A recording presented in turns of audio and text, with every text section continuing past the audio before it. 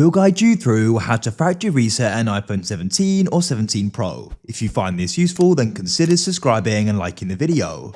So if you want a fresh start, or perhaps you're selling it, you can go and remove everything and wipe it. What you may want to do is go and do a backup before doing this, so you can go and get the data onto a new iPhone, or go and get it back on this iPhone. You can do that by plugging it into your computer, or you can come into your settings, press your account at the top, go down to iCloud, and you can then go and switch on iCloud Backup.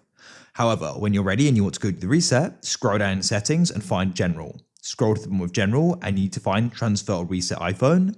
At the bottom, you can press Erase all content and settings. Here you can go and read this through, make sure you understand this is being removed. We can then go and press Continue and press Erase iPhone. Enter in your iPhone passcode. It will say uploading data to iCloud. Mine's off, so I'll press Erase anyway. Now go and enter in your password to confirm the decision. You'll see this bar going across the screen and all you need to do is wait. When it's finished, you'll then go and see the hello screen.